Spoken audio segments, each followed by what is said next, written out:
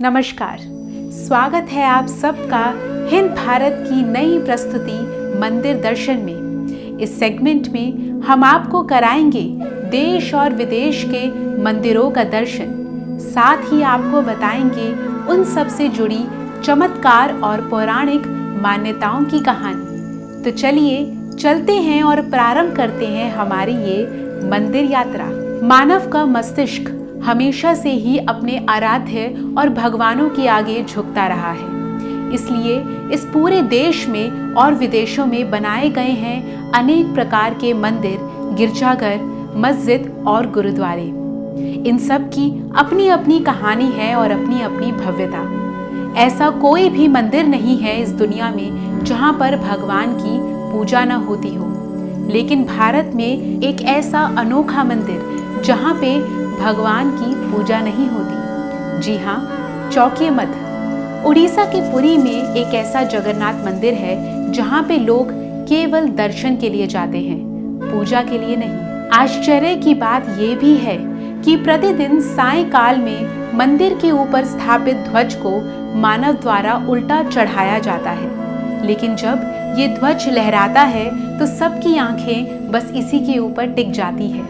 इस झंडे पर शिव का चंद्र विराजमान है। इस मंदिर पर एक हैरान कर देने वाली चीज और देखी जाती है। अक्सर ऐसा देखा गया है कि मंदिरों के ऊपर पक्षी उड़ते ही रहते हैं, लेकिन ये एक ऐसा मंदिर है जिसके गुंबद के आसपास आज तक कभी कोई पक्षी उड़ता हुआ देखा ही नहीं गया। अब इसके पीछे क्या कारण है, इसका तो आज तक कोई पता लगा ही नहीं पाया। साथ ही कभी भी इस मंदिर के ऊपर से किसी विमान तक को गुजरता हुआ नहीं देखा गया। पौराणिक कथाओं के अनुसार ऐसा माना जाता है कि इस मंदिर को 3 बार समुद्र ने तोड़ दिया था। इसीलिए महाप्रभु जगन्नाथ जी ने वीर हनुमान जी को यहाँ पे नियुक्त किया था ताकि वो समुद्र की लहरों को नियंत्रित कर सके। पौराणिक कथाओं के अनुसार भगवान विष्णु जब चारों धाम की यात्रा पर गए थे, तब उन्होंने हिमालय की ऊंची चोटियों पर बने अपने बद्रीनाथ धाम में स्नान किया था। इसके बाद उन्होंने द्वारका में वस्त्र धारण किए थे। कहा जाता है कि वह पुरी में निवास करने लगे। माना ये भी जाता है कि यहाँ वे जग के नाथ बन गए। यही कारण है कि उन्हें जगन्नाथ भी माना जाता है। जगन्नाथ धाम 4 धामों में से एक है। यहाँ पर जगन्नाथ के साथ साथ उनके बड़े भाई बलभद्र और बहन सुभद्रा भी विराजमान हैं। यहाँ पर भगवान विष्णु ही जगन्नाथ के रूप में है। पुरी में जगन्नाथ के साथ साथ बलभद्र और सुभद्रा की भी मूर्तियां काष्ठ की हैं। बताया जाता है कि प्रतिमा को 12 साल में एक बार नया कलेवर दिया जाता है और इन मूर्तियों का निर्माण किया जाता है। बताया जाता है उन मूर्तियों का आकार और रूप वैसा ही रहता है।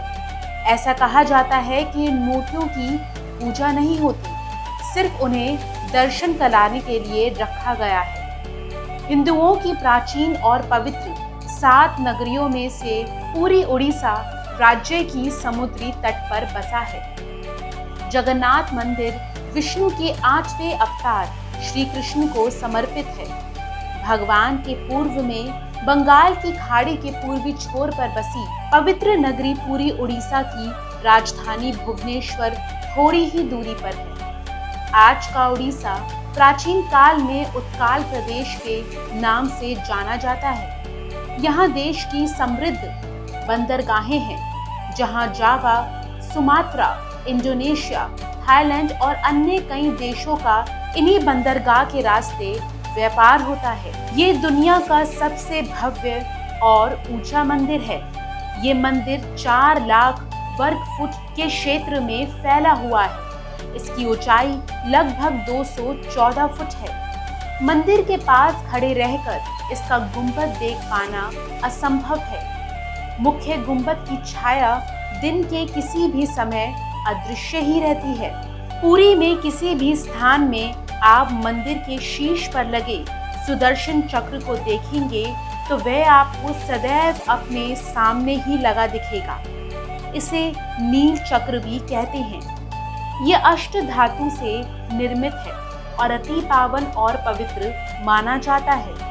सामान्य दिनों के समय हवा समुद्र में जमीन की तरफ आती है और शाम के समय इसके विपरीत, लेकिन पूरी में इसका उल्टा होता है। अधिकतर समुद्री तटों पर हवा समुद्र से जमीन की ओर आती है, लेकिन यहाँ हवा जमीन से समुद्र की ओर जाती है। मंदिर के ऊपर गुंबद के आसपास अब तक कोई भी पक्षी उड़ता हुआ नहीं देखा गया।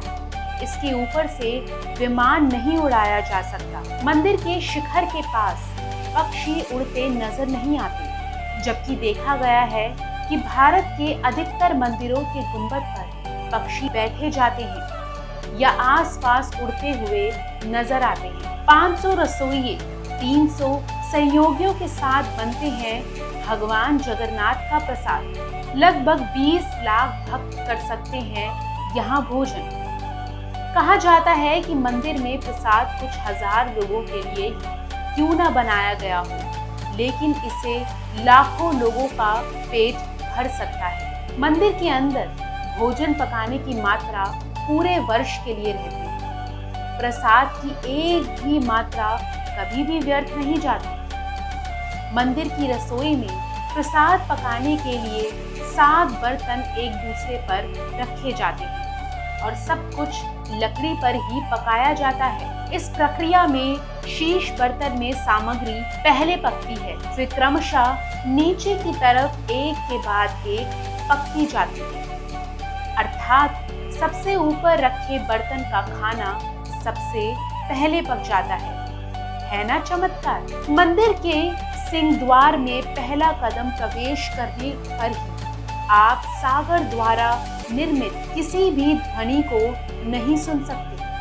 आप एक ही कदम को पार करें तब आप इसे सुन सकते हैं। इसे शाम को स्पष्ट रूप से अनुभव किया जा सकता है। इसी तरह मंदिर के बाहर स्वर्ग द्वार है। यहाँ पर मोक्ष प्राप्ति के लिए शव जलाए जाते हैं, लेकिन जब आप मंदिर से बाहर निकलेंगे तभी आपको लाशों के जलने की गंध महसूस होगी। आषाढ़ माह में भगवान रथ पर सवार होकर अपनी मौसी रानी गुंडीचा के घर जाते हैं। ये यात्रा 5 किलोमीटर में फैले पुरुषोत्तम क्षेत्र में ही होती है। रानी गुंडीचा भगवान जगन्नाथ के परम भक्त राजा इंद्रदयुम्न की पत्नी थी, इसलिए रानी को भगवान जगन्नाथ की मौसी कहा जाता है। अपनी मौसी के घर भगवान 8 दिन रहते हैं। आषाढ़ शुक्ल दशमी को वापसी की यात्रा होती है। भगवान जगन्नाथ का रथ नदी कोश है, देवी सुभद्रा का रथ दर्पदलन है और भाई बलभद्र का रक्षतल ध्वज है। पुरी के गजपति महाराज सोने की झाड़ू बुखारते हैं, जिसे छेरा पैरन कहते हैं। माना जाता है कि 3 बार समुद्र ने जगन्नाथ जी के मंदिर को तोड़ दिया था। कहते हैं कि महाप्रभु जगन्नाथ ने वीर मारुति को यहाँ समुद्र को नियंत्रण करने हेतु नियुक्त किया था, परंतु जब तक हनुमान भी जगन्नाथ, बलभद्र और सुभद्रा के दर्शनों का लोक स्वर्ण नहीं कर पाते थे। वे प्रभु के दर्शन के लिए नगर में प्रवेश कर जाते थे। ऐसे में समुद्र भी उनके पीछे नगर में प्रवेश कर जाता था। केसरी नंदन हनुमान जी की इस आदत से परेशान होकर जगन्नाथ प्रभु ने हनुमान जी को यहाँ स्वर्ण बेरी से आबद्ध कर दिया। यहाँ जगन्नाथपुरी से ही सागर तट पर बेदी हनुमान का प्राचीन एवं प्रसिद्ध मंदिर है। भक्त लोग बेड़ी से जकड़े हनुमान जी के दर्शन के लिए आते हैं। महान सिख सम्राट महाराजा रणजीत सिंह ने इस मंदिर को प्रचुर मात्रा में स्वर्ण दान दिया था, जो कि उनके द्वारा स्वर्ण मंदिर अमृतसर को दिए गए स्वर्ण से कहीं अधिक था। 5 पांडव भी अज्ञातवास के दौरान भगवान जगन्नाथ के दर्शन करने आए थे। श्री मंदिर के अंदर पांडवों का स्थान अब भी मौजूद है। भगवान जगन्नाथ जब चंदन यात्रा करते हैं तो 5 पांडव उनके साथ नरेंद्र सरोवर जाते हैं। कहते हैं ईसा मसीह सिल्क रूट से होते हुए जब कश्मीर आए थे तब पुनः बेथलेहम जाते वक्त उन्होंने भगवान जगन्नाथ के दर्शन किए थे। 9वीं शताब्दी में आदि शंकराचार्य ने भी यात्रा यहीं से की और यहाँ पर उन्होंने 4 मठों में से एक गोवर्धन मठ की स्थापना की। इस मंदिर में गैर भारतीय धर्म के लोगों का प्रवेश प्रतिबंधित है। माना जाता है कि ये प्रतिबंध कई विदेशियों द्वारा मंदिर और निकटवर्ती क्षेत्रों में घुसपैठ और हमलों के कारण लगाए गए हैं। पूर्व में मंदिर को क्षति पहुंचाने का प्रयास किए जाते हैं। वहीं इस मंदिर का सबसे पहला प्रमाण महाभारत के वन पर्व में मिलता है। कहा जाता है कि सबसे पहले सबर आदिवासी विश्ववसु ने नील माधव के रूप में इनकी पूजा की थी। आज भी पुरी के मंदिरों में कई सेवक हैं जिन्हें दैतापति के नाम से जाना जाता है। वैसे तो इस मंदिर में किसी गैर भारतीय का जाना प्रतिबंधित है, लेकिन अगर आप भारतीय हैं तो अपने आप को इस मंदिर के दर्शन से क्यों विलुप्त रखें। इस अंक में इतना ही।